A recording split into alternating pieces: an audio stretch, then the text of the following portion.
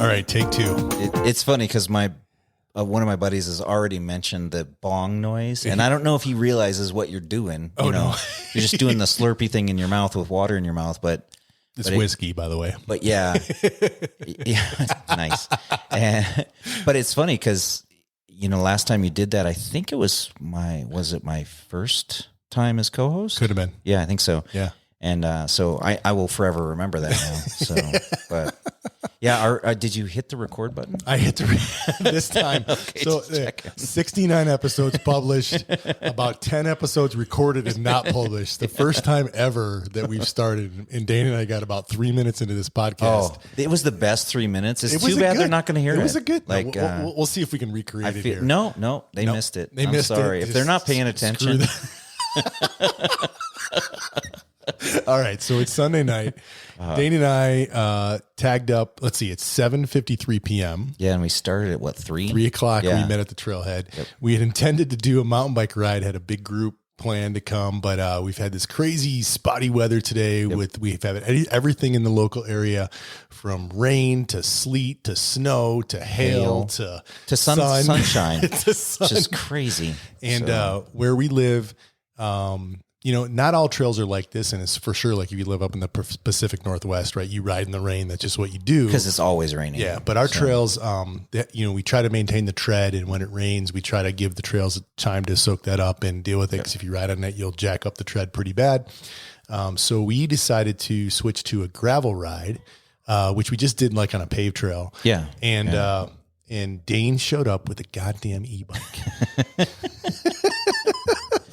And I'm on an acoustic bike or a naughty bike. Yep. I want to start out by giving a couple shout outs. Oh. And I don't know that Dane's going to agree with these shout outs, but I have opinions. He's got opinions. Okay. And keep in mind that Dane, runs and owns a bike shop, and I do not. I'm a consumer. But from my perspective, a couple shout outs to a couple companies. And the first is One Up, and that's the number one in UP. There's two different One Up companies in the bike industry. What I'm talking about is the One Up company that makes bicycle racks, like car racks. Yep. So I've got a One Up rack for my car, or for my wife's car. And we've had it, I think I bought it maybe 3 or 4 years ago. It was quite a while ago. And and it's been an amazing rack. It gets used all the time. It's like forever on the back of my wife's car. We've driven all over with it, long distance trips, all day long. My wife, she's got a Honda Pilot, and that's how she transports her bike. Mm-hmm. And a couple of the arms got bent over time, over the last 4 years. And so they got bent so bad that the rack wasn't working great. And so I wrote One Up. I'm like, your product's been amazing. I've already got 10 times my money's worth out of it. I'm super happy with it. These arms are bent. I'm trying to figure out what to do. I don't want to buy a brand new rack or whatever. So can I bend these back, or could you sell just these arms? And they're like, hey, these arms bent because you didn't maintain the rack properly. Ooh. Here's how to maintain it. And they showed me. They sent me some links and stuff. And then they said, hey, we'll send you some new arms. Nice. And so for free of charge, no shipping, no nothing, after 4 years. Yes. Or 3 years, I don't remember exactly. They sent me these arms, super quick install, like 15 minutes. And the rack is and now I know how to maintain it because I actually paid attention. By the way, if you have any bike products, you should pay attention to how to maintain them. It's very important. Especially when you're spending good money on a very expensive product. Rocks don't even last forever. But just I want to give a shout out to One Out for how they treated me, my personal experience, a data point of 1. But I was super stoked. They showed me how to maintain it, and so that those arms don't get bent again in the future. And they weren't bent for the first 3 years, and the only reason they were bent because over time the bolts get tightened, and really all I had to do was loosen the bolts. I didn't know that, and no offense. So they were bending from the pivots kind of tightening. So my wife was forcing it. Mm-hmm. Right? Yeah. No, I mean, well, let me just say it this way: someone in our family was forcing it. Without telling me that there was an issue, and that forcing ended up bending the aluminum racks. Anyways, so shout out to One Out for just amazing from Josh's perspective, my perspective, amazing customer service. And here's the thing, and I'll say something, and Dane, I know you want to jump in. One Up doesn't work with bike shops. And One Up, the number one UP. There's a different One Up that's ONE Up. I'm not talking about that company. I'm talking about the number one UP. Yeah. So One Up doesn't work with bike shops. their products are amazing, and people, I think, pretty much universally agree that their products are amazing. I think they would be even more amazing if they worked with bike shops. Yeah, as a bike shop owner, it's really difficult when a company decides not to, sell their product through your business. So we call that consumer direct. And we want to do a whole podcast on consumer direct so that we can kind of share different perspectives, because sometimes they get a bad rep and sometimes they don't. And one thing I can tell you about consumer direct that I really find pretty common is that level of customer service is good because you are directly dealing with them and that's who they deal with every single day. So I don't think that's a bad thing, but I'll have a customer from time to time say, hey, I want to get a 1-Up rack. Can you get it? And I'll have to explain to them they're not consumer, or they don't work with bike shops. They're consumer direct. They don't support independent bike shops. And that often leads to a really uncomfortable conversation that I have to have with people. Yeah. And it's not really the customer's responsibility to police that or to deal with that, and they're just getting product and there's nothing wrong with that. But we have a lot of customers that are just friends. I mean, honestly, I'd say like most of the people that come to our shop are friends. And so when they hear that brand does not support the bike shop, then they may buy a different type of rack. They will. So I got one more shout out. Sure. And that's P&W. Yep. Yeah. And so the shout out goes like this. So P&W, we have P&W loam droppers on multiple bikes. They've been great, multiple years that we've had them. And on my wife's cross country bike or down country bike, because we over spec'd it or over what do you call it? Over torqued, over suspensioned. What do you call it when you put bigger? Oh, overstroked. Overstroked. Yeah. Yeah. Do you remember you put like a bigger damper? Bigger damper or what? Air shaft. Air shaft. Put a bigger air shaft in Lacey's. Scott. Anyways, it was getting kind of crunchy. It wasn't returning well. And occasionally it would get stuck. It was just not performing well. So I was like, screw that. I'm going to buy the new, now we're talking about the different 1-Up. Yeah. The ONE. Yes. 1-Up. I was going to put, because I've heard their V3 droppers like the bee's knees. Yep. I got one on my bike. Yeah. I heard it's amazing. I have a P&W on Chili's. Right. So I was about to like just get rid of all the loams and buy them. And then I got this email from P&W that said, hey, do you have a P&W dropper that's got some miles on it? Here's how you maintain it. Here's how you service it. Here's how you get it back to like new state. And I watched the video, which was a short video, like 5 minutes. And I was like, holy shit, I can do that. So I got some super slick grease. Slick honey was the stuff that I use, but there's slick oleum. There's a whole bunch of different. Slick oleum is the same thing. Is it really? Yeah. So Slick Oleum is the actual company that makes it. And then Slick Honey was I can't remember if it was it was branded for bikes, but it's the same exact stuff. But it's like a high viscosity grease. It's different than like your typical bike grease, right? Yeah. So the biggest properties, one, super slick, which is great, but it will dissolve in oil. So we use it in the suspension shop all the time because I can lubricate parts that are going to be in oil and the oil or the grease isn't waterproof, right? So it won't float down and plug holes. And so forever, Slick Honey's been popular in bike suspension for that reason. Okay. Now, don't put it in your hubs. You know why? Because it'll melt. It'll dissolve. Yeah. That's not and good. So there's certain places that you want to use it, and if it's a high heat or high susceptible to water. You want to keep it out of there. So you want a waterproof grease in like hubs and things like that. So like with basic tools and about 30 minutes and they're very simple instructions, which I'm sure you can get on the P&W website. I was able to, strip apart just like a field dress this, field dress. That's a mill, or I think that's like a hunting term or something. Yeah. Cause you do that to animals. Field dress. But I was able to quickly kind of do a basic maintenance on this dropper post. It was super easy, not complicated. And I guess those are synonyms, but, at the end of the 30 minutes, I had this dropper that was working like new again. Yeah. Yeah. I was like, holy shit. Yeah. So like, I actually wrote P&W and I said, thank you for putting this out because, this refurbed or gave these droppers new life. and I'm super stoked. I have one on my down country bike that I'm going to refurb as well when it needs it. And I know now that it wasn't a hard thing to do. And for a home mechanic, it worked out quite well, as long as you have some basic tools and some slick honey or some kind of high viscosity. I think high viscosity is the right way to say it. I can't remember viscosity. It's like really thin grease. Yeah. Super like slick. Super slick honey, right? Yeah. So anyways, shout out to P&W, shout out to 1UP. Couple recent experiences that I personally had that I just wanted to mention them on the podcast is that's awesome. So P&W is one of those, that one that I was mentioning. They do consumer direct and they sell through us through the shops. And I was really happy to start carrying them because they're really reasonably priced. They're good quality. They're easy to work on. And we do the same service you did in the shop, and it's really low cost for most people. So if you don't have the tools and don't have the slick honey and you want the shop, don't have the time. Don't have the time. That's a big factor. I like that product a lot.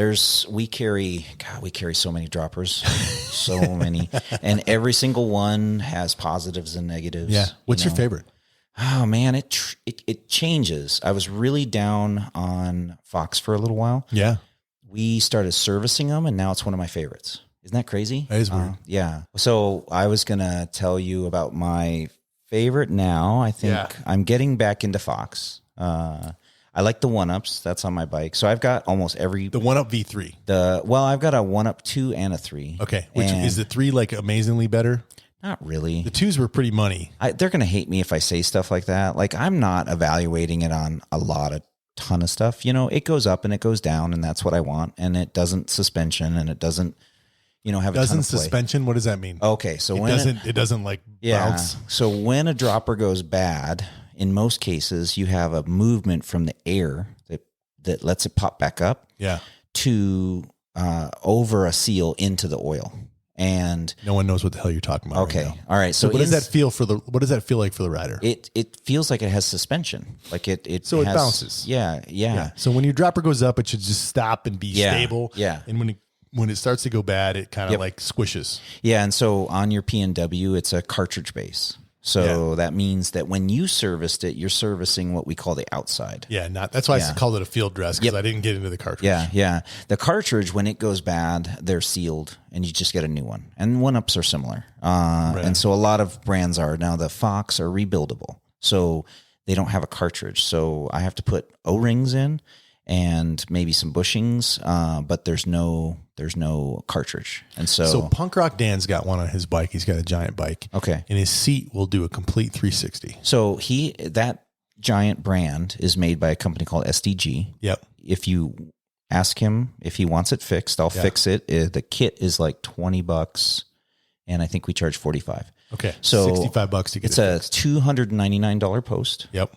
When you don't buy it branded as Giant, STG. And what's happened is the keyways that hold that thing keeps it straight. Yep. Those are little brass keys that fit those spots. In that one, they're plastic. Oh, that's the problem. It's I don't know why. It's dumb. Yep. First time I saw it, but the repair is super easy. He could maybe do it if he's mechanically inclined. You guys can do it. Yeah. It's the same process that you did on the P&W, except you just put in new keys. Are they now? Can you upgrade and put brass ones in? I are they have all not just looked into that. I just bought the new kits that basically have the new keys, and I've fixed a couple of them. They really are actually decent posts. They're also cartridge based. Yeah. So that's because we have a suspension company. We look more at like if it's serviceable. So here's what happened with Fox is they weren't serviceable at the shop level when they first came out, and we didn't like that. Thompson is another one that wasn't doing that, and so we tended not to sell that product because if you've got to send it away for 3 to 6 weeks to get it fixed, it's worthless to me. We're not really into that. As a consumer, it's worthless to me. Yeah, and consumers will get it stock on their bike, and then they're stuck with it, and then Fox had a little issue where we're not really sure what happened, but they were having a nitrogen issue where the right amount of pressure wasn't in them. Yep. And so the post wouldn't go up all the way or get stuck. Like brand new? Brand new. We were having bikes brand new on the floor. And so I talked to my Fox representative, who's awesome, and he and I figured out a solution that would work. And he goes, give it a shot, see if it works. And I tested it on 2 customers that we knew real well. We tested that. They were brand new bikes. Yep.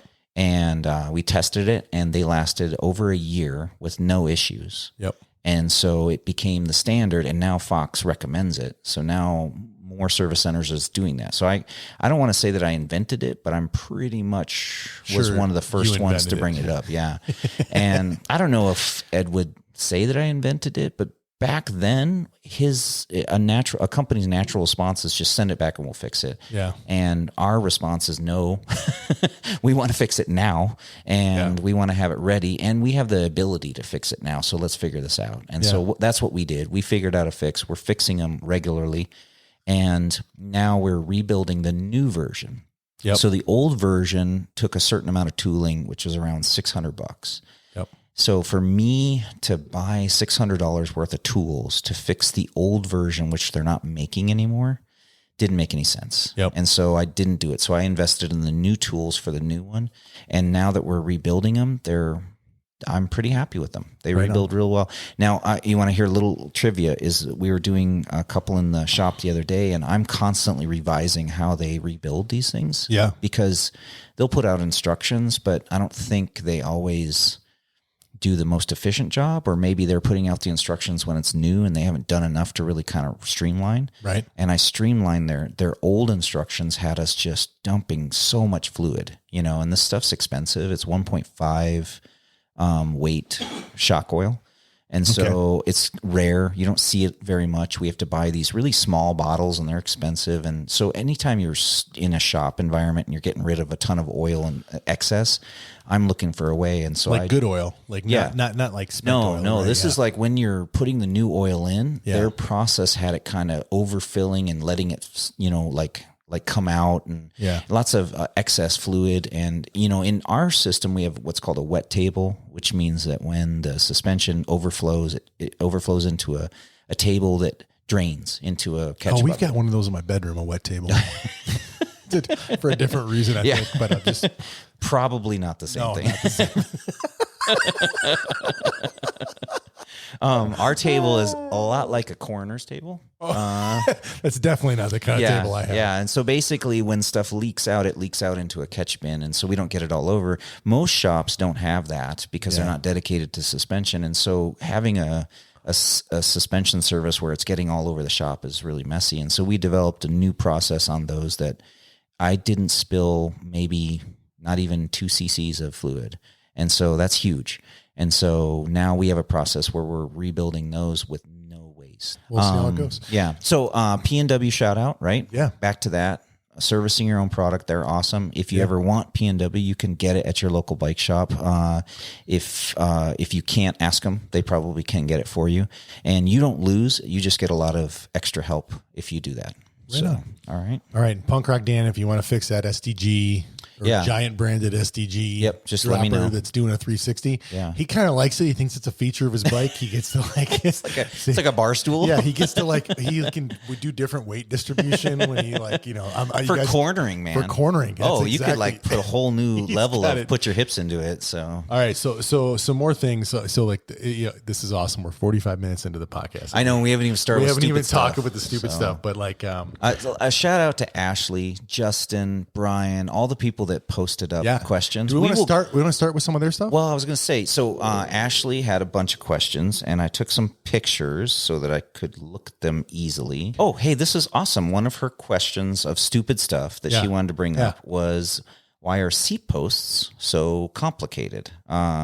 And so she is stating in her question that she's changing a lot of saddles. And why are they so weird? Some of them are reverse thread and what have you. And are they really? So what I she's talking about, they're better than they used to be. Yep. Some of them got really stupid, like in the early 2000s, like mid 2000s. So I'll give you an example, like the new Fox dropper posts. They have a weird hardware in there that is reverse thread. Now, the irony of that is when you turn it with the wrench, it goes the right way, but it's turning backwards. Because upside down? Yeah, because what it's doing is as you're turning it, it's unthreading, so it's tightening. but you're turning it the right way. I have no idea what the fuck you're talking about right now. Jesus Christ, Dane. Yeah. What are you talking about? So they've set it up to where as you're turning it to tighten it, it is actually unscrewing and it's pulling the head of the seat post tight against the rails. I got you. But because they reversed it, you're still going the tightening way. Okay. Yeah. So if it was a normal screw and you were doing this, but there's logic behind that. To tighten it, it makes sense, but it's backwards. You need to tighten it. Yeah. But it's actually like like if you don't look at it and you don't have to take it apart and you just put a seat on it and tighten it, it makes sense. It makes sense. It works right. Why they did that? They did a great job, because if they had done it the other, like let's say they had just used a screw, but it's going in reverse, and then you had to do it backwards, that would mess with people. They would just have no idea. And so the only time this comes into play is when you take the hardware apart. So like when we're greasing that hardware so your seat post doesn't creak, then you have to turn it a different way to get it out of there than you normally would. That can be counterintuitive. It's weird, yeah. And then, one of the things about seat post clamps that drives me nuts is, one, they come apart. Like, why can't you just get them to open up enough to get the seat off? To get the seat off. Yep. But not fall apart all over the floor. Yeah. Like it drives me nuts. Like that is stupid. Like, why can't they do that? But do you want to hear some of the stupidest ones? Right. Okay. One of the stupidest ones I've seen is where most of the seat posts now are kind of 2-bolt, what they call 2-bolt. So they have two opposing bolts. Yep. And you basically tighten one and it tilts it one way, and you tighten the other, it tilts it the other, and then you tighten them both at the same time and it tensions. And so some company at some point decided to make it look smoother, I don't know, or offset or whatever, and they hid the bolt inside the post. Inside the post? Yeah. And so to access it, you either had to go in through the top. Like a BMX bike? Kind of like the BMX, yeah. Like we were looking at for your dirt jumper. Yeah. Or they would have a little dial that you'd have to turn. Shut the front door. So what you'd have to do is loosen it so it's loose enough. Then you'd have to turn the front dial to get it to tension. What the hell company did that? God, I can't remember. Okay. I'm sure it was somebody big, but they figured it out. Yeah, they got rid of that. Yeah, as soon as they do that, immediately people. How did that get through like product testing? They're like, yeah, this probably is dumb. So you're assuming they do product testing? Oh, for Christ's sakes, please don't. We are the product testers. Oh my God. All right. And I've seen that in the bike industry forever. That's another stupid thing, is that why do these companies keep continually testing on us? So they do a certain level of testing, and they have pros and they have riders, and they'll send stuff out and they'll test that product to an extent, but they don't do like my uncle used to work for GM Proving Grounds. Yeah. Right. Yeah. And this was up in Phoenix, and he would do this because they had a whole dedicated proving grounds for heat, for how hot it is in the desert. And so they would drive these cars for months and months and months to test them out. The bike industry doesn't do that. They don't fly the bike to some weird climate and try it out. They don't have the money to do that. No. It's a different. No. Well, it's interesting. They just listen to you when you go, this broke, and then they fix it on. Well, let's make an offer to the bike manufacturers right now. Mm-hmm. If they want to send us product, we will test it. Absolutely, I've done that. Please send us product. Yeah. And if you don't know how to get a hold of us, mountaincog@gmail.com. Yep. I have a thing related to the post that I had on my list. So to what's piggyback on the badass chick Ashley Wright's comment. Yes. Anyways, my stupid thing is the interface at the bottom of a dropper post. Yes. Where the cable comes in. Okay. That interface on most droppers sucks. You want to know a trick? Please. When you set up the dropper, and you got it on your lever, and you're now ready to push the dropper into, the bike, or you've put it in too far and you need to bring it back up, you're always risking that cable will pop out or get kinked up or something. And they slot it on purpose so that you can assemble it correctly. If they made it so you couldn't, you'd be pissed about something else, right? Yep, fair enough. So one of the tricks we use in the shop is if you activate the dropper lever while you take it in and out, there's no slack. Shut the front door. Yeah. That is awesome. It works. Now, that is awesome. I'll warn you, some bikes, you have to have 3 hands to do this. Yeah. Because you got to activate the lever while somebody is kind of feeding it through the frame, feeding the cable, and then. You could activate it, and then like a lot of rubber time, band it or rubber something. band, or use a zip tie or something like that. So that works pretty well, and so when we have rentals, right? That is something that we show our rental customers because that's awesome. Because they're changing that post all the time. That will maintain the tension, and that's the problem that I have. Yeah. Because if you pull up, you activate the post, it gives it slack, and then when you put it back down, it's like the housing can pop out of where it should seat. Yeah. And then your dropper doesn't work, and you're like, God damn it! Now I got to take it apart and seat that again, then do the whole thing over again. I got to tell you, along this lines, I have replaced most of the dropper. So these are not like the reverbs. This is mechanical. Yep. I don't know if there's other digital or electronic droppers, but like the lever. Yep. I've replaced most. I mean, the Fox one is good. Yeah. Most of the other ones are fucking garbage. Best I can tell. I've put wolf tooth on every single one. Every bike I have's got the wolf tooth. Yeah. It works better than any dropper lever I've seen. They were one of the first to just put a pinch bolt instead of putting the cable head at the. Jesus Christ. How simple is that? You know what's crazy is every once in a while I'm replacing a dropper for somebody, and the question is, do they need a new dropper lever? And if I look and they've got a modern 1x dropper lever, I don't try and hard sell them on a new one, because I'm, really, if they've got the old school one where you kind of break your thumb trying to use it, then I'll try and sell them a new dropper lever. Yeah. But they're not cheap. They're like $40 to $80 depending on which one you get. I think the wolf tooth I get is, and I don't get it from Dane, I get it on Amazon, is like $60. Did you know you can get it from the shop? It's for $60? You let me know. So we'll see. Because I need like 6 of them. Yeah. So, but back to this lever thing. You want to talk about something that just frustrates you in the bike shop is you've gotten a dropper post for the customer. The dropper post interface, the new one that they're getting to replace the crappy one that came with the bike or whatever, is now got it takes the cable head. So like the Fox droppers, they have a little cut. They got the cable head. 2 head. areas where you need a cable head. You're like, what the hell do I do now? Yes, and that is frustrating when you have to call the guy back and go, hey, I'm putting your dropper on. But evidently I need, we actually tooth. At our shop, we came up with options. And so we have a fix for that. How do you do it? We have, we've brought in special barrels. Yeah. That have the can crimp. That can crimp. That kind of duplicates what And so sometimes depending on which products they are, we can put them at one end or the other. And so those special products are nice and they save somebody $50 and it's like a $2 item. I'm down for saving people money. I love saving people money. So you reminded me of another stupid thing, and we're still on dropper posts. Yep. Hydraulic reverb lines. So hydraulic, what? Okay. I don't. Does a reverb just suck? Okay.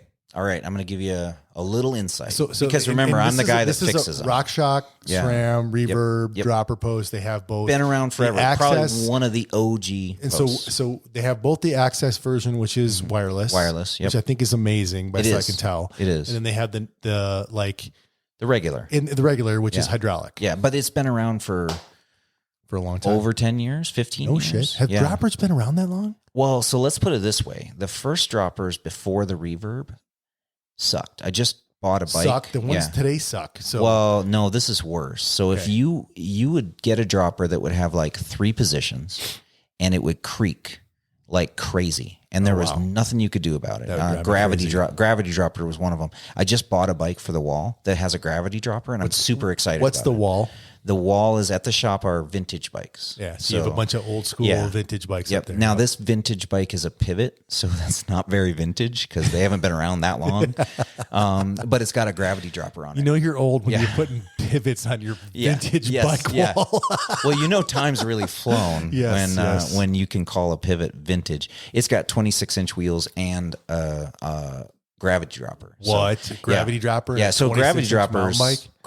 Now, if I was a bike packer, I want a gravity dropper. Why? It's a spring and a peg. So it's easy to maintain if you have a problem. They don't blow up. They just creak like crazy and make a ton of noise. And but they were super durable. So after Yeah. So the first droppers that came out were pretty horrible, and the reverb came out, and it was revolutionary.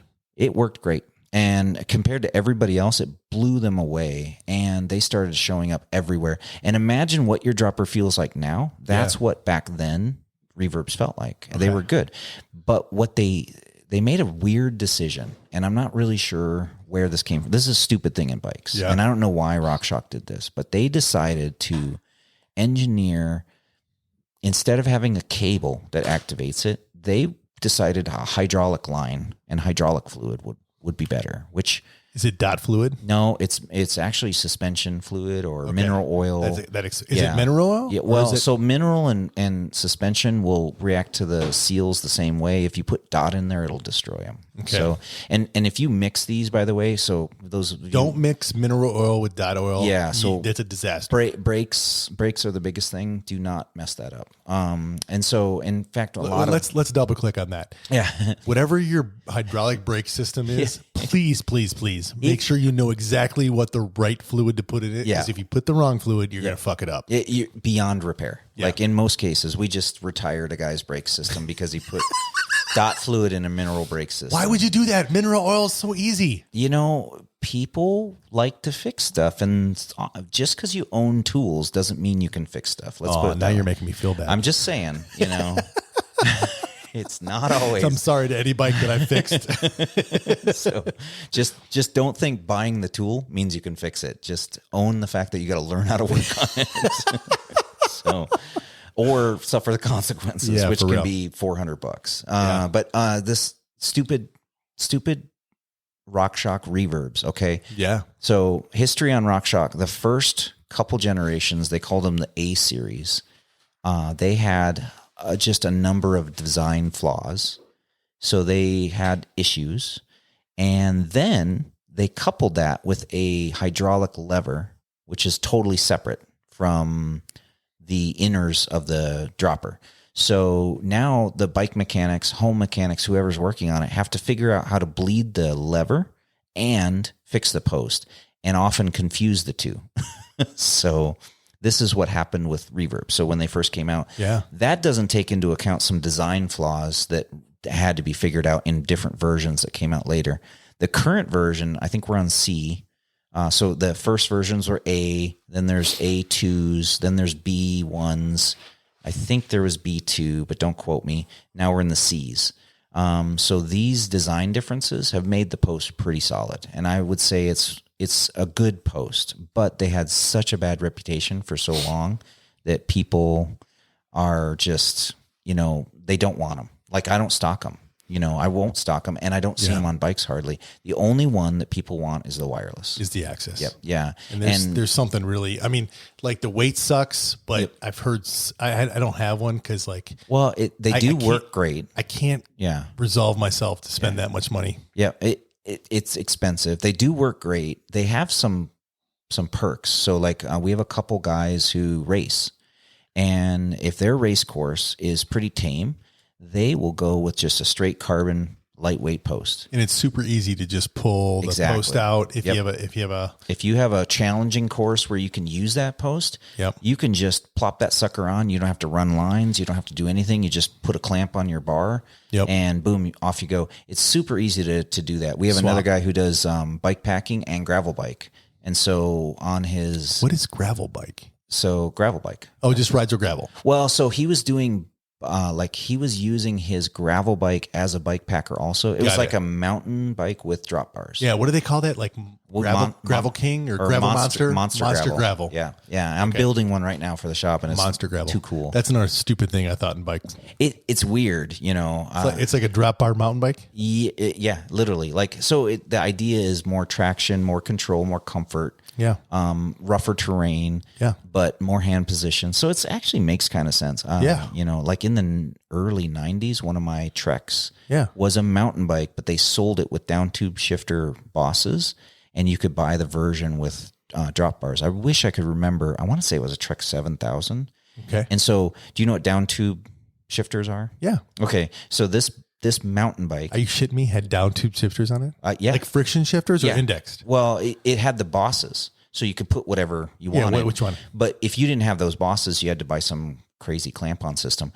So this bike was designed, this mountain bike was designed. We're getting old school now. We're talking about down two chip before suspension forks. So that's how long ago. And so this bike came as either a drop bar mountain bike or a mountain bike. Yeah. And so it's pretty cool. My old Surly cross check. Yes. Before I got the light speed that I rode today, it was a cross bike, but I used it as a gravel bike. Yep. But eventually, like I got sick of, I think I'm cheap, right? Mm-hmm. You know that because when I told you what I want to do for my e-bike, you're like, you didn't say it, but you're like, God damn it, Josh, you can't do that for that price. But like I think I broke I had Altegra like 9-speed shifters on it or something, and I broke the levers, and like they just shifted. I just crashed or something, and it just ruined them. Yeah. And I'm like, oh shit, I got to fix this bike. What am I going to do? And like I was looking at the price, I'm like, I'm not putting new shifters. It's too expensive. God damn it! And then I found on eBay I could put friction shifters on it for like $4 or something. I literally like the touring ones that go on the. Did you put them on the down tube or did you put them on the end of the bars? No, they were on the down tube. Okay, yeah. Well, no, I've had both. Yeah, I had bought Dura Ace. Yep. I had them on the bars. Yep. And then I think I crashed and broke those as well. After because I had that bike for like 20 years. And then I'm like, screw that. That's too expensive. I'm going to put them on the down tube. So I put them on the down tube. They still have those. They worked great. Yeah. They worked great. It is amazing. You can still get bar end shifters for bikes and touring bikes use them and, all kinds of weird bikes, like people build all kinds of weird stuff. I got to tell you, like I liked for that bike, not a mountain bike, because for a mountain bike, I think you need the index to get there real quick. But for the gravel bike, that friction shifter was awesome. Like I was for the price, like it was amazing. Someone should like offer like a super inexpensive, well-built, solid quality gravel bike with friction shifters. I think so too. So working on doing a tune-up on a friction bike is awesome. Yeah, you don't have to do anything. No, you just set the limits. That's all you do. Set the limits, and set the limits and make sure the cable everything else good. is on the user, right? Yep. Yeah, they kind of suck to ride. It's one of those like things that you get used to. I used to ride that bike way back in the day, so it's possible, but we're so spoiled now. All right, so what's our next user? Okay, user suggested stupid thing. Kind of on a little bit. It's more to the suspension side. Who is the user? So Justin. What's Justin's last name? Dietrich. JT. Yep. So I like this. What he does, he thinks is stupid, and because it's something that I do, and I don't think we can fix this. But I get it. So here's what he says. I hate that I can't buy suspension with a damper valve for a weight or style of rider. It would be nice to buy a Fox or Onyx Bomber. He just slammed all those together. Onyx is a DJ. Bomber is Marzocchi. Well, so Fox shocks, Onyx is DVO, and the Bomber is Marzocchi. So yeah.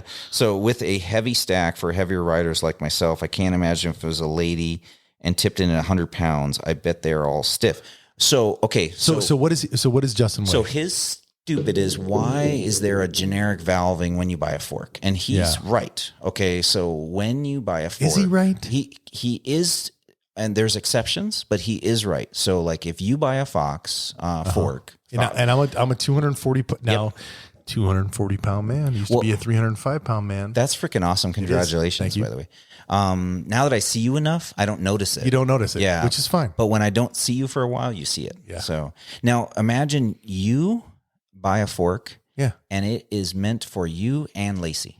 Yeah, that's the forks that we have. Yeah, and so what happens is, Lacey weighs like I don't know what, 120 pounds or something, and I weigh 240 pounds. Yeah, so why are they the same fork for two totally different people? Yeah.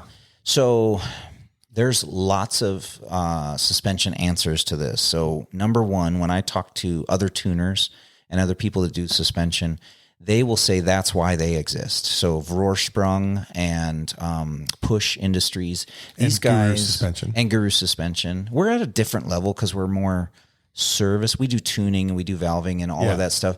We just haven't hung our hat on only doing that. Yeah. And now Push has gotten out of doing service, and they only create product and and that's it. So they're no longer working on people's stuff. Oh, really? Yeah, they're only working on their own They're just stuff. doing like, like inverted inverted forks now. Their new fork. Yep, their new fork. Vorsprung is very similar. They started off just like us, like a guy who just liked suspension and was into it. So that means you're going to be making suspension products soon? Is that what I'm saying? I've already started thinking about it. We'll see. I need to have time. If you're looking for investors, yes. right here. So, but they do come up with stuff. There's another guy, Anthony Diaz. He does this thing called the Runt. And he's a suspension guy like me. Okay. And he's done team mechanic stuff similar to mine. Where's he based out of? Colorado. Krista was his team rider for a while. I've met him a couple times. He's a cool guy. Yeah. Similar to me, So the Runt is a cool product. By the way, I think Guru is way better than the Runt, just from a branding perspective. So the Runt is the product, but Diaz Suspension is the company, and they're good guy. He's a good guy. He basically I think he got tired of being oily. Honestly, I think these guys get tired of being oily, and they're like, if I could sell stuff that's not full of oil all the time. That's what I'm thinking. But so I'm okay with being oily. I'm always elbows deep in oil. That's what she said. Yep, exactly. So just for the record, Dane's okay with being oily. So aside from the product, what Justin's comment is addressing is that why are these things generic? And so if you talk to those companies, they'll say, absolutely, you should have a more tuned suspension to your size, your riding style. You should have custom suspension. Everybody should have custom suspension. Yeah. So what Fox and RockShox and all these other companies will tell you is we can't do that. We just can't make custom suspension for every single individual. Yeah, too many SKUs. Yep. Well, not only that, but it's complicated because you can have a 220-pound rider who only rides Vale Vortex.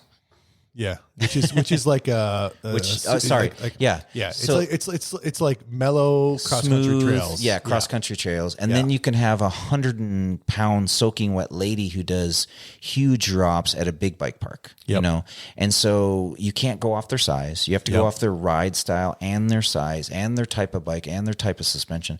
And so these suspension companies make them very adjustable and a very wide range of adjustment. Yeah.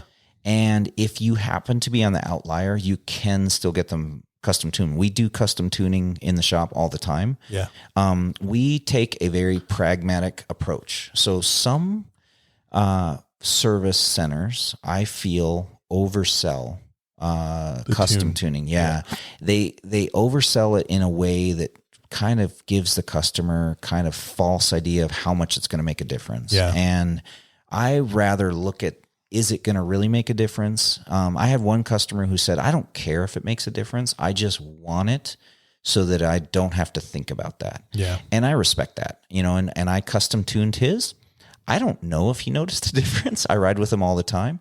Shout out to Luke. But his philosophy was sound, and I'm okay with that. But if somebody feels like they're not getting all out of their bike and they're 180 pounds and they're riding they're 6 foot tall and they're riding a large, all mountain bike, there's a good chance that thing's already tuned for you. And all you need to do is do setup. But if you take that same person and he is constantly bottoming out because he's hitting 30-foot gaps, then he may need custom tuning. So, so that's the answer to Justin's stupid thing, which is, yes, it's dumb, but they are such a wide adjustment range that for the majority of people, they don't need custom tuning. And you can get them custom tuned if you need it. So, okay, what's the next one? I'm looking to see what other... So we had Ashley. I will do, since we're looking, Trent Kendall. Oh, yes, Trent. So I raced with Trent. He raced a e-bike up in Bootleg with us. So what's his... So he says, okay, I got a few. Okay. Only SRAM has the nicer derailleur lockout that makes it easier to remove the rear wheel. Okay. So that it's not a derailleur lockout, but it's the derailleur... It's a cage lock. The cage lock. Yeah. So I would agree that sucks that Shimano doesn't have that. Yeah. So it's cool. So that's what I call a cup holder in the car thing. So that means once you have it, when you don't have it, you really miss it because it's convenient. I love that, but it's not enough to make me run that junky SRAM shit.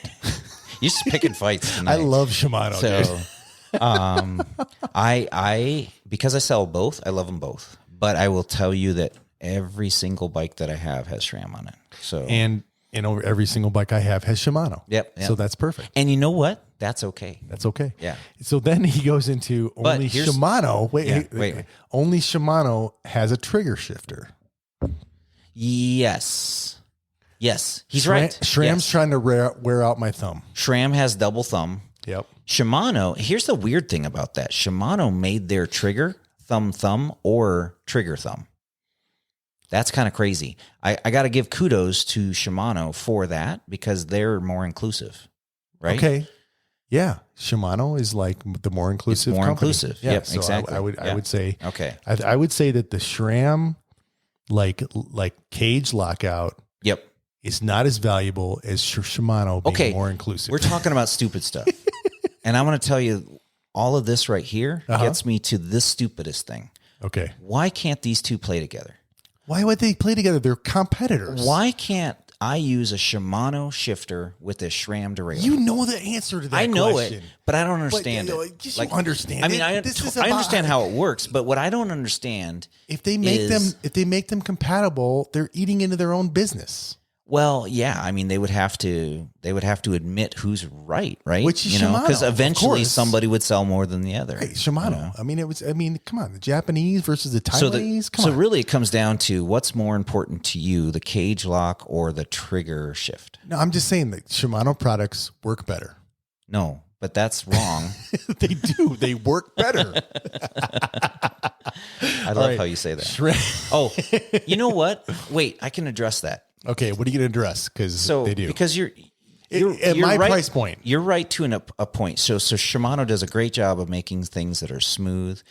It just takes them forever to be last place on. I agree. Technology. So if you're concerned with like not having quality, and you're concerned with like the newest, fastest new product, then I would go with SRAM. No. Access is a great example. Okay. So if you're like, I want to make sure that I can wait and see what happens and make sure that what I put out is perfect, excluding DI2, then it would be 100% Shimano. So that's what somebody who comes in second place says. Oh my God.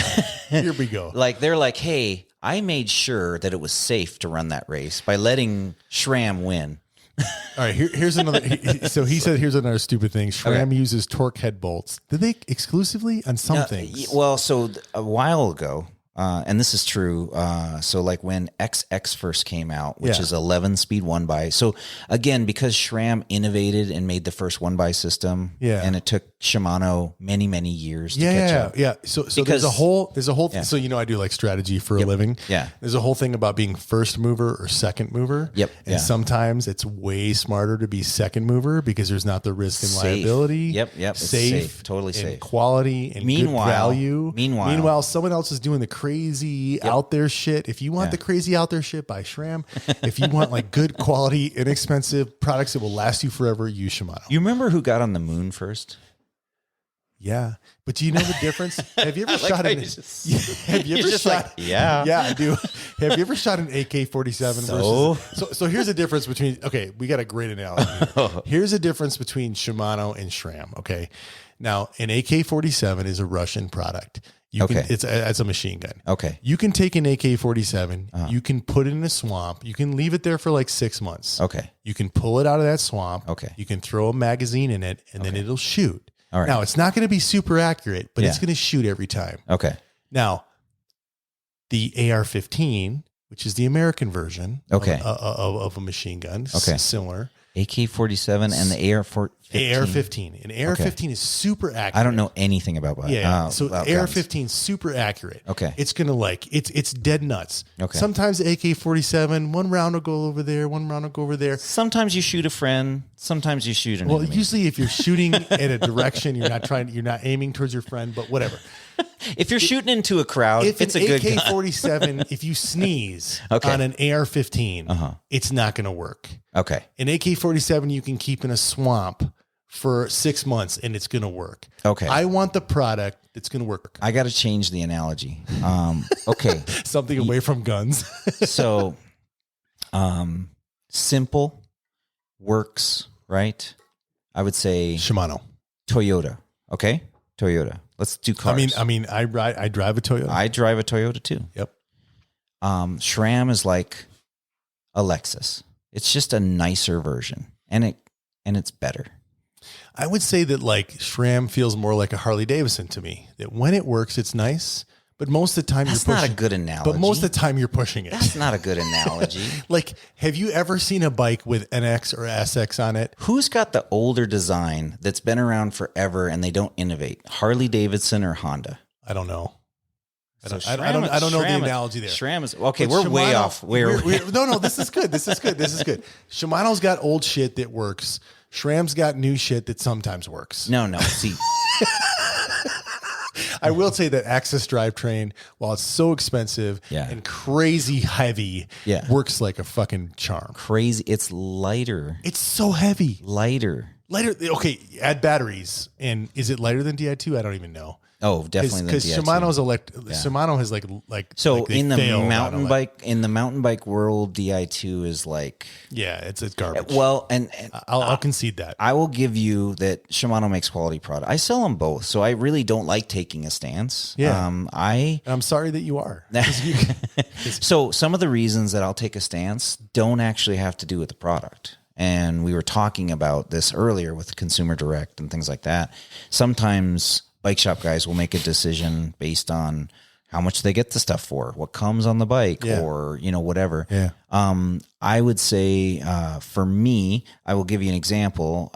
Shimano, I think, is a better system if it's mechanical. Yep. And SRAM like 10,000 times better if it's electric. Yes. Yeah. So there you go. That's a simple thing. If you want a mechanical system, go Shimano. Yeah. If you want an electric system, although I will tell you the SRAM GX and above. So, okay. Mechanical. So here's SRAM what made GX and above mechanical works I wondered where your trauma with SRAM came from. It's NX and SX. Okay. Yeah. Oh, dude. So we will not carry SX in the shop. I have told the guys, do not bring SX in, except for the cranks. And they cranks. Yeah, because who cares about cranks? So just wait. Here's the thing. Stupid stuff. We're talking about stupid stuff. We are. There's this old standard called Power Spline that Truvative came out with a long time ago. It's a spline system. So the crank arm's attached to the bottom bracket with a spline. Whatever reason, they decided to make it smaller instead of bigger. And so when spline mechanically, that sounds stupid. It's dumb. It's really dumb. And so what would happen is they would come loose. They would strip out. They were awful. They were just awful cranks. Yeah. This is Truvative, not SRAM now. Yeah, this is Truvative. And Truvative was part of SRAM during this. Yeah. That was like the ghetto SRAM? No, SRAM acquired Truvative at some point, and now they've kind of just melded so much it's hard to tell. Is Truvative even a brand anymore? Yeah, they're still around. Yeah. Okay. So they'll do a lot of like components, and sometimes they'll have a Truvative crank on a SRAM bike. It's really a SRAM crank. But in Shimano, they call it non-series, and they'll just put Shimano on it. And it won't be XT or LX or something, or SLX or something like that. Yeah. In SRAM, sometimes their non-series would be like a Truvative crank. But like the non-series SRAM brakes, as an example, like the MT-201s or 401s. Are you talking Shimano? Yeah. They're fucking awesome. They're great. Yeah. They're awesome. Yep. Yeah. But the non-series SRAM stuff or the SX and NX suck ass. So SX and NX is not non-series. That's the crazy part. Okay. So here's the thing about SX. Have you ever seen the movie Office Space? Yeah. Oh, yeah. Okay. One of my favorites, right? Yeah, it's a great movie. One of my favorite scenes is the copier. So if anybody... when they're out there fucking slashing that's what I want to do with any SRAM series. We want to... NX or GSX. So NX we do okay with. But really? Yeah. So really? You want to know what the difference is? What? SX has plastic. And I think this actually affects us in the Southwest desert here because we're so hot.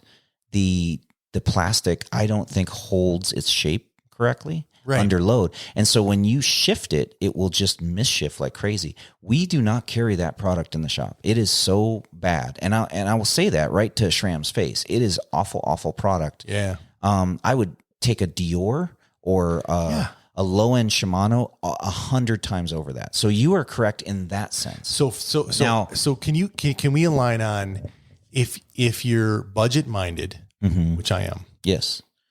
The Qs, the Dior, the SLX, they perform amazingly. Yes. Yeah, they do really well. So SRAM shines at the GX level and above. I would agree with that. The NX does really well if you cherry pick. So, for instance, I've had bad experience with NX. Here, I'll give you an example. I'll put an NX shifter on a GX rear derailleur, an NX cassette, and a GX chain on a bike. That's our. As long as it's got a GX. So the derailleur is my. That's why I say NX. cherry pick. Yep. Yeah. So if you have a GX derailleur and an NX shifter, actually I've had problems with NX shifters as well. So they have two versions. The nice one has a separate clamp, and that's the one you want. Okay. And so in this scenario, this is our Nika bike, right? This is for the kids racing. They want the best raceable stuff, but they're super low cost. And so we call this our Nika setup. We'll cherry pick the parts, and we basically take the best of what it is, and then we minimize the stuff that doesn't make as much. For instance, the NX cassette fits a HG cassette hub body. Right. So does the Q's XT stuff. So might as well just go Q's XT. But if you're buying before that stuff came out, before that stuff. Yeah. And this is one of my points with the time. So we got serious here. We were joking around, but serious comparing stuff.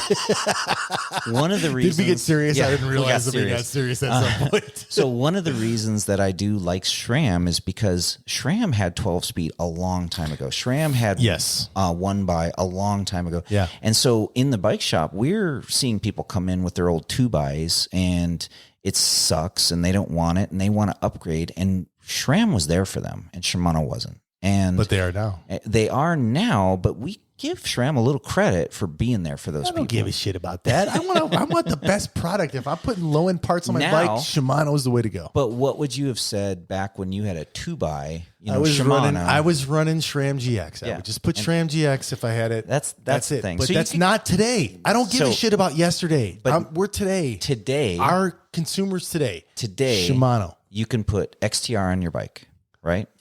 Who would do that? I do it. Ultra rich people or people that own bike shops. Well, yeah, I don't have the money for. I've never in my life, besides the 20-year-old stuff, owned an XDR component. What the fuck would I do with that? Stupid thing in bikes. Yeah. Okay, ready for another stupid thing in bikes? Yes. The top end stuff's price. It's nuts. It's crazy. It's like for what? For 4 grams, I get I got to pay an extra $400. Yep. Shut the front door. So I do this for a living, right? I sit in the bike shop. People come in, and I have to talk to them, and I have to. Do you talk them out of XTR and no? So one of the things you learn is that it's not your wallet. You help them. It's true. It's true. I'm not kidding. Love that, dude. It's not your wallet. Well, it's not. No. So if you come in the store and I would buy XTR, I can't assume that you would. Yeah. It's not would my you really wallet. buy XTR? I do. I've bought it. Because you're a weight guy. Well, because that's really the only value you're getting out of XTR. So here, let's qualify. So I'm a bang for the buck master. Like I love bang for the buck. That's okay. Dior. Well, no. See, you are a cheap bastard. I'm not going to deny that. And I'm going to tell you that Dior is good stuff. It's great stuff. But if you want the best stuff at the lowest price, it's XT. Okay, I got a lot of XT out there. Yes, yeah. And so that's the bang for the buck. But XT is a couple orders of magnitude more expensive than Dior. But imagine that you get a 20% gain when you go from Dior to SLX, and then you get another 20% when you go to SLX to Can you tell? Because I have SLX and XT on some of my bikes, and besides weight, I can tell a difference in performance. So one of the things, that comment, it's not our wallet. We have to use the customer's wallet. Yeah. So we have to figure out what's important to them, and we have to figure out what they need and try and help them as good as possible. Now, if you do a disservice to the customer, you just try and tell them what you want. And that's not a good way to go. Sometimes so you got to figure out what's driving them, and then match their desires and their available budget to the right product. Yeah, and sometimes that's XTR, sometimes that's Dior. And sometimes in the rare occasion that is a SRAM product. Maybe just once in a while.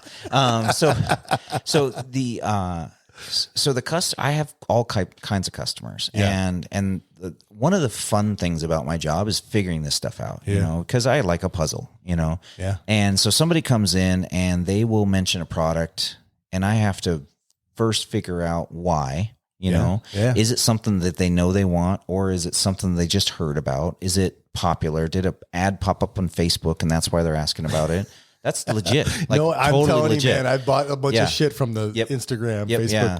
And so I have to help them through that, and then I have to marketing. Yeah. Well, we're just slaves. We're slaves to input. When you see something, psychologically, when you see something over and over again, or you hear something over and over again. Yep, all of that Shimano, stuff. Shimano. Yep, SRAM.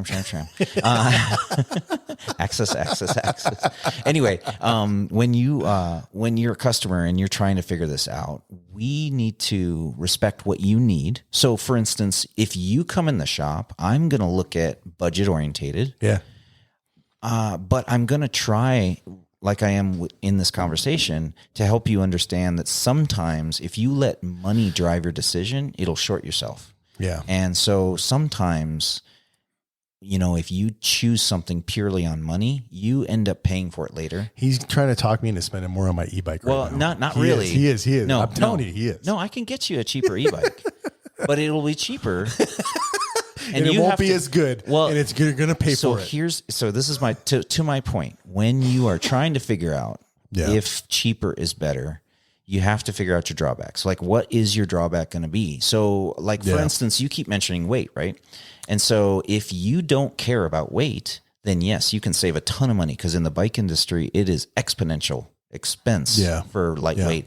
And so when we were talking about SLX versus XT, there's a big performance jump and not a huge price jump. So I have not seen a big performance jump. So where? In the brakes, in the shift quality, really? Weight, yep, yeah. Cranks, really? Yep, yeah. So now bottom bracket, not so much, right? Yeah, chain, so. Yeah. There is a gains in the chain, and so you may not notice them. So here's the other thing: is do you actually get the advantage? If I'm sprinting at the start of a race in a parking lot to get to the funnel that is that single track, and I am trying to get out in front of every other rider, perfect, so that I don't have to pass them. Yep. And I have to shift under load at full speed. XTR is going to be better, or XT is going to be better than SLX. Yes, exactly. Okay. Here's another one. I'm a heavier guy. I always have been. For me, how heavy the bike is adds to how hard it is for me to get up the hill. Even for me, the fat guy? Yeah. Well, but for me, for you. We're talking about, remember, what's good for you is not always good for me, right? Fair enough. So when I climb a hill, I don't like it. And so the lighter the bike, the less unliked that is. And so when I'm climbing a hill, the lighter my bike is, I appreciate that, and it makes my ride better. Now when I descend like a demon. It doesn't matter. You know, I'm going to have a blast descending. Yeah. But the hard part of the ride, the part that I don't enjoy that much, is the climb. Yeah. And so the now, lighter bike you is, the better the climb is. Yep, exactly. Now, here's the thing. I have a bike for climbing, and then I have a bike for descending. So you have a bike for climbing that's got a motor. No, I have a bike for climbing that doesn't have a motor, and it's 23 pounds. That's my Pivot Mach 4 SL. Yeah. And that's a badass bike. Dude. It's so light. And when I ride that bike, I feel more lively. I feel better. I feel more fit. Yeah. And that weight difference, that light bike makes a big difference. And so for me, in my ride, I am minimizing the pain and maximizing the fun, right? Yeah. And so now, here's the thing. I have customers that come in the shop. They can get to the top of the hill, no problem. They weigh 130 pounds, you know, and weight is not an issue. But when they turn the bike downhill, every little shelf that they go off of freaks them out. And going down that hill and carrying any kind of speed and not feeling scared that you're going to flip over and get hurt is where they... So this gets to your point that really understanding every one of us is different. Yes. And like, we're joking and we're like arguing, whatever. Yeah. We're all coming from a different perspective. Yep. From my perspective, where I sit, I care about the low end Shimano works awesome. And it does. And from your perspective, the high end SRAM is amazing. But here's the thing about that SRAM. I value what they've done in the industry. I value what they've done for bike shops. I value the innovation. So all of those factors go into my mind, which may not go into somebody else. Some consumers that they might care about that, and other consumers may not. Yeah, and they may just be like, hey, I want a 12-speed when Shimano didn't have it, right? I do have one more stupid thing. Okay. And then maybe I got one funny one. Okay, go. Okay, so Brian Trader. Who's Brian Trader? I don't know Brian. So he posted up on Mountain Cog's Facebook another one. He brought up a Hammerschmidt. Oh, this is the Hammerschmidt. This is the this is like gearbox 10 years ago. Maybe. Gearbox? Is that what we're talking about? What are we talking about? 12, 13 years ago. Okay.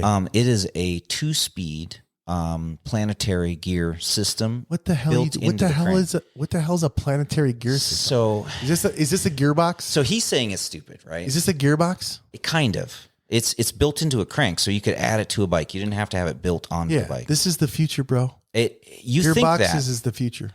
If you notice, it doesn't exist anymore. Gearboxes. Well, I don't know if we're talking about gearboxes or not, but gearboxes are the future. Here's what happened with the Hammerschmidt. You would set this up on a bike, and it was a 1-speed. So this is 12. This is 13. Why are we talking about a defunct 12-year-old product that's no longer available? It's a stupid shit in the bike industry. Well, because it was stupid, and it went away. And it went away. Yep. Okay, good. So like that's supply and demand. It is, but I loved it.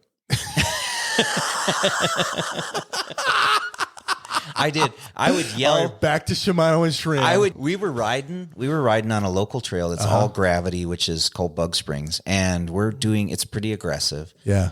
And at the beginning of this trail, you drop in real quick, so you're immediately going downhill. So you're kind of shifting down into your speed cogs, your 12, 13 tooth, to get that speed on the descent. Yeah. And it drops down into a little tiny valley, and then it immediately goes straight up. Yeah. And the Hammerschmidt would shift under load instantly. And so I would get down to that, hit the hammer shifter, which was on the left because it would act like a front derailleur, and it would dump it to the easy gear immediately under full power. Yeah.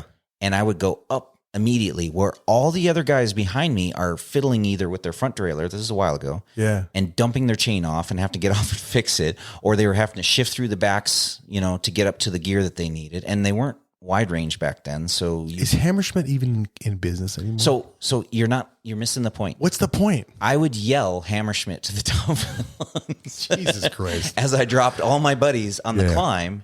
And I would drop them on that trail because of that product. And so Brian is just giving me shit. because he rode that. Because I would yell Hammerschmidt, and it was a stupid product, and it did go away. And to your point, and we can talk about gearbox at a different time. Yeah. The reason that Hammerschmidt failed is the drag that it caused. Yeah, once they get the drag thing figured out, I'm telling you, gearboxes are going to take I think gearbox e-bikes is going to be that's already a thing. Yeah. Like the new Shimano? No. Oh, you haven't heard about the new Shimano yet? Oh, yeah, I have. The new Pinion. It's money. Yeah, and that is a true gearbox. It's money for today, but it's coming. Because the shifting is happening in the gearbox, whereas the Shimano motor has a gearbox to reduce the power. That's it. It's not, so there's drag in the motor, but it's reducing the speed of the motor to a reasonable amount that will drive the chain. I'm going to predict the future now. Gearboxes is the future. Yeah, you need to listen to Pink Bike a little bit. I have. They don't agree. Yeah, but listen, I'm an independent thinker. You got to ride one. So next time we go to a bike fest, you have a gearbox in the bike shop? I don't know, because the biggest advantage to gearbox is in adverse conditions, because the derailleur gets gunky. Yeah, and nasty. We don't have that so much here. We have such a great climate. Yeah. Where we're at, that we don't have a lot of the things, I have a lot of friends that are in UK, and what they go through there is insane. Yeah. Like I don't know what we would do, but they would have no idea how to survive here at 110 degrees, so it's just different. It's always climate, things like belt drives, gearboxes in the UK in that kind of environment, in wet, muddy, nasty terrain. They are awesome. And they're almost a necessity. Here, you can save a lot of money and a lot of friction, a lot of drag, and not have it. So I've got one final thing. Okay. And we'll probably end on this if that's okay. Yep, absolutely. So, and I actually have a handful of things. I'm trying to find like a low end bike for my my cousin, Okay. Matt, the gray man. Yeah. But it is, and I hate to like bash more on SRAM. Actually, I don't hate it. I kind of like it. But like the low end RockShox suspension, Yep. whether it's forks or shocks, which seems to come on every low end bike, they just suck. Tell me I'm wrong, but like I would rather you put, and I think nowadays Marzocchi is the low end version of Fox. Yep. Yeah. I would rather you spec a bike with a Marzocchi Z1 or Z2 or whatever they're calling them. Marzocchi. I mean, you're still using the grip damper. Yeah. Well, they have the rail now. So, okay. Is the rail? I don't even know. Is the rail a good damper? Grip damper is I don't want to say sealed, but it's a damper unit, and it uses the IFP. We've covered this before in the podcast, but basically the oil system is separate from the lowers oil. It doesn't mix, and it's minimal oil to minimize weight, and it minimizes aeration of the oil. That all sounds good to me. It all works great, and the grip's awesome. On some of the Marzocchis, they use a rail, which is basically an old system, which is very similar to the RockShox system. So if you want to get a Marzocchi, get one with a grip. Yeah, and sometimes you can just upgrade. Okay. So here's the thing about Marzocchis, that they're basically a Fox. Fox wanted to make a more affordable fork.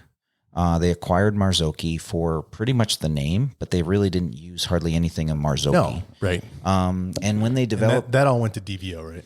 No. So the DVO story is the guys who did the good Marzocchi got so pretty fed up with the new Marzocchi. This is before Fox, when it was when it went from... Yeah, Marzocchi kind of went downhill for a time. Yeah, Marzocchi went from Italy to Taiwan, and not in a good way. And their quality dropped and their performance dropped, and they got overly complicated and didn't work very well. And the guys who used to do the good Marzocchi were so frustrated feeling all that stuff, they left.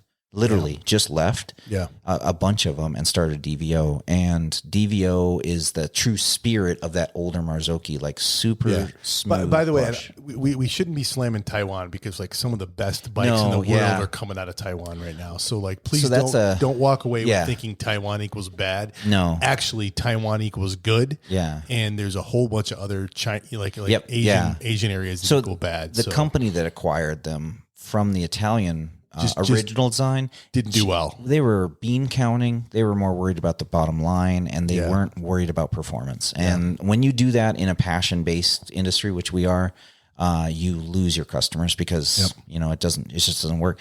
Now the new Marzocchi under Fox is pretty much Fox product. Yeah.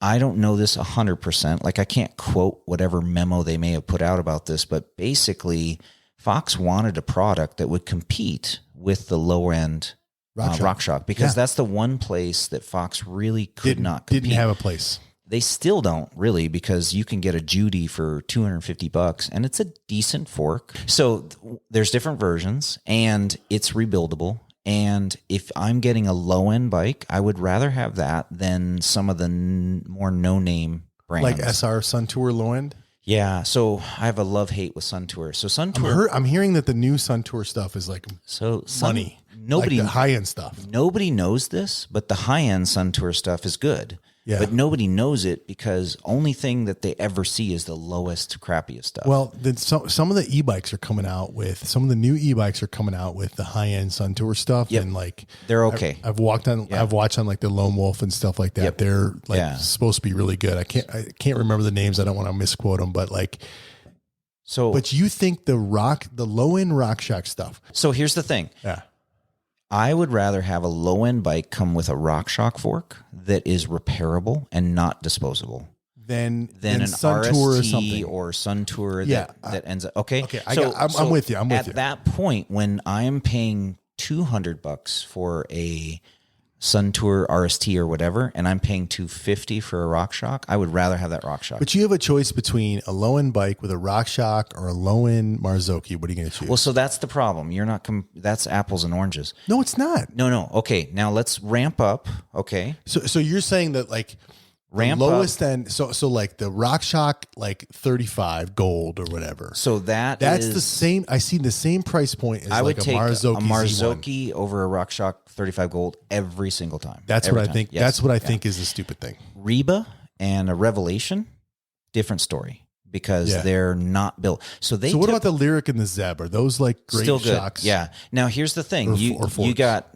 what RockShox does that Fox doesn't is they have a huge spectrum, and so you got a cheapie, and then you got the ultimate. Right? Where does the cheapie stop in RockShox? So there's a couple things that RockShox will do to change the level. Sometimes it will be the chassis. And when I say chassis, that's going to be lowers and CSU, which is the upper and lowers. And that's like the husk, right?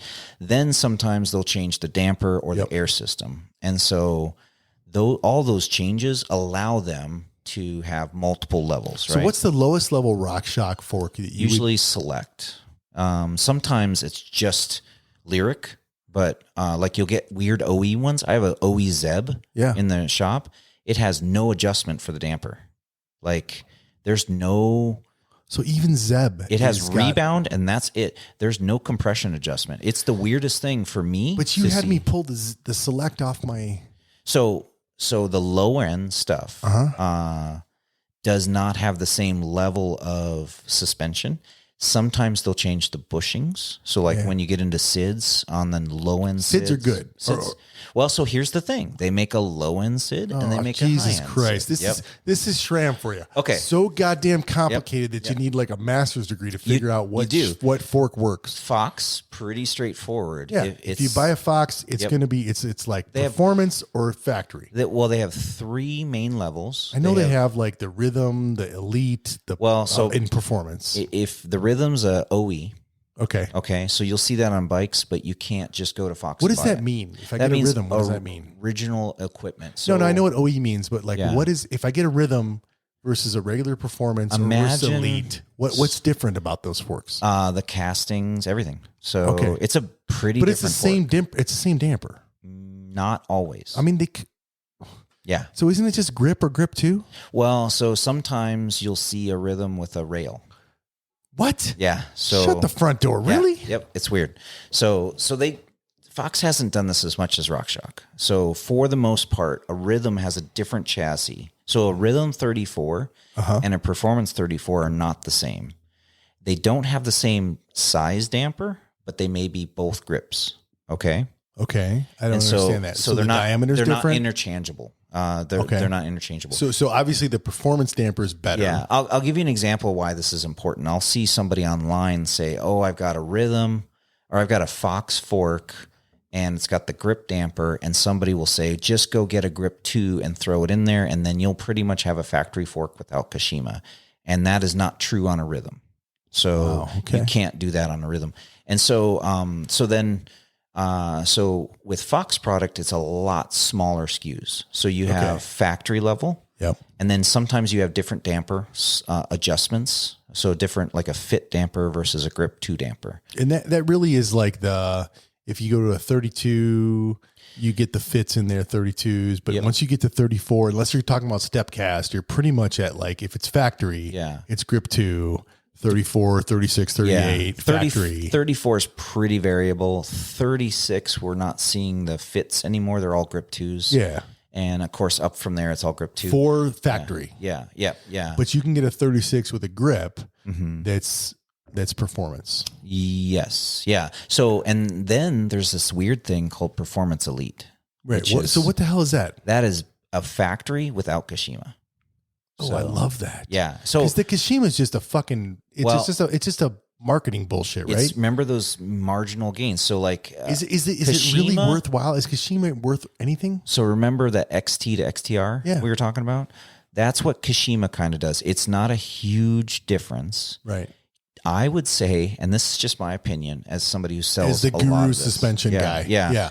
So your opinion matters. More people buy Kashima because they want Kashima people to see the Kashima. Yeah. This is like, like we talked about this earlier. Yeah. Poor people buy brands. Yeah. Rich people buy quality. I might as well buy the Performance Elite because what the hell is Kashima doing for me? Well, in your stance, right? So if you are taking, and I have a friend who does this, he'll buy a brand new $1,200 Fox 38, and then he'll immediately want to go out and buy some sort of push spring kit or special upgrade, or, you know what I mean? He'll spend all this extra money to try and make it even better. Does he have that kind of skill? Sometimes, and most often not. No. Yeah. Or here's what I find is there may be a different product, or he's just getting caught up in the marketing, which does happen, you know? Yeah. And so again, it goes back to stupid things, you know? Yeah. Stupid things. If we wrap this podcast Talk to your LBS. Well, to figure out what you actually need. And it might not be aligned with the marketing. There are a lot of stupid things out there, and sometimes they're super shiny and awesome looking, may not be the best thing for you. If you have somebody who can help you with that, you are really ahead of most people. That's great. And that's what you get from your LBS. And I'll give you one last piece of advice. Yeah. If you're buying consumer direct and you're reading the reviews off of their website, you're not doing a good job. I'm just going to tell you. Any product you're buying, if you're reading the reviews off the website of the company that you're buying from, please read maybe reviews not the most that objective. Are not from the company. It drives me nuts. All right, man. We have obviously. This is a long one. Yeah, this is a super long one. We were planning for this. Anyways, we appreciate you all. Yes. Let us know what you think. And hey, man. Thanks for coming out. Absolutely. We spent like a long time together. We weren't planning on that. I know, it's a late night. It worked out. All right. Take care.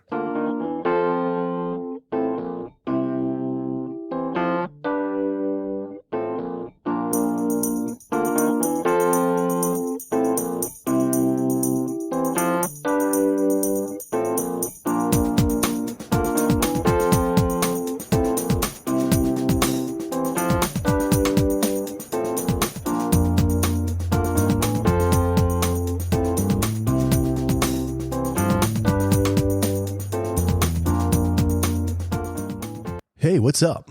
This is Josh from the Mountain Cog podcast. You got questions, comments, or feedback? Well, we'd love to hear from you. Shoot us an email. You can send it to mountaincog@gmail.com. Digging the show? There's a couple things you could do to help us out. First, you could tell your friends about Mountain Cog. And also, it would be great if you'd give us a good rating and review over at Apple Podcasts or Spotify or wherever you listen. We appreciate y'all. Go ride. Keep the rubber side down.